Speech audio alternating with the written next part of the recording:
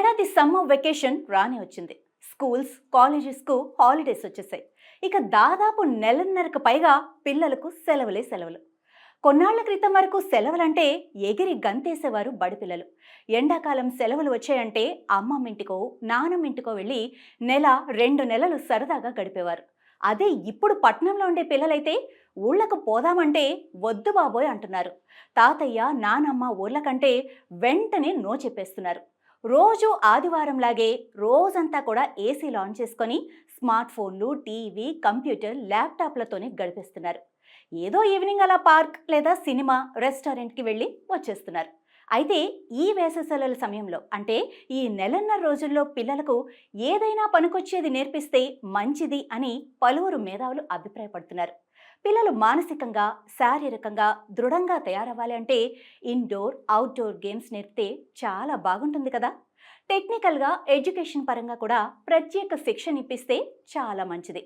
Yoga, meditation వంటివి కూడా మానసిక ఉల్లాసానికి ఎంతగానో ఉపయోగపడతాయి. మీ చిన్నారులకు ఇండోర్, అవుట్డోర్ గేమ్స్లో ట్రైనింగ్ ఇప్పిస్తే బెటర్ అని చాలామంది అభిప్రాయపడుతున్నారు.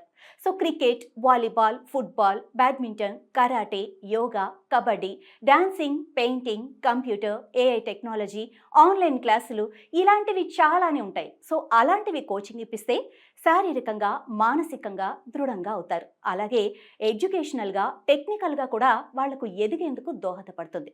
అంతేగాని ఇంట్లో ఏసీ, ఫ్యాన్లు ఆన్ చేసి స్మార్ట్ టీవీ, మొబైల్ ఇచ్చి ఆడుకోమని చెబితే, వైఫై పెట్టి కంప్యూటర్, ల్యాప్టాప్ ఇచ్చేస్తే మీ బిడ్డల్ని మీరే చెడగొట్టిన వారవుతారు. ఈ నెలన్నర పాటు మీ బాబు లేదా పాపకు ఏం నేర్పించాలి, ఈ దొరికిన ఖాళీ సమయాన్ని ఎలా వృధా చేయకుండా ఉపయోగించాలి అని మీ భార్యాభర్తలు ఆలోచిస్తే మంచిది కదా. తమ పాఠశాలల్లో చదువుకునే పిల్లలను మెరుగుపరచడంతో పాటు ఆర్థికంగా కూడా నిలదొక్కునేలా ఆయా స్కూల్స్ మేనేజ్మెంట్లు ఆలోచన చేస్తున్నాయి. సమ్మర్ వెకేషన్ క్యాంపులు పెట్టి విద్యార్థులను అట్రాక్ట్ చేస్తున్నాయి.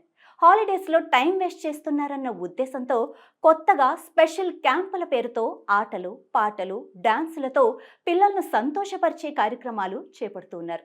సో కొంతమంది స్పెషలిస్టుల ద్వారా ఇండోర్, అవుట్డోర్ గేమ్స్తో పాటు ఇతర యాక్టివిటీస్లను పిల్లలకు నేర్పించాలన్న ఉద్దేశంతో ఈ ప్రోగ్రామ్స్ కండక్ట్ చేస్తున్నాయి. కొన్ని ప్రైవేట్ ఆర్గనైజేషన్లు, స్వచ్ఛంద సంస్థలు సైతం విద్యార్థుల కోసం సమ్మర్ క్యాంపుల పేరుతో సరికొత్త యాక్టివిటీస్ నేర్పుతున్నాయి. Carrom board, chess, hockey, keyboard, guitar వంటి మ్యూజిక్లలో ట్రైనింగ్ ఇచ్చేందుకు సిద్ధమయ్యాయి. ఉదయం 6 గంటల నుంచి సాయంత్రం 6 గంటల వరకు వీలైన సమయాల్లో వచ్చి నేర్చుకోవచ్చు అంటూ ఆహ్వానిస్తున్నాయి.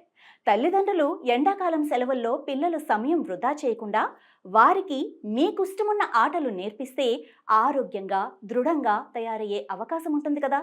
ఒక్కసారి ఆలోచించండి.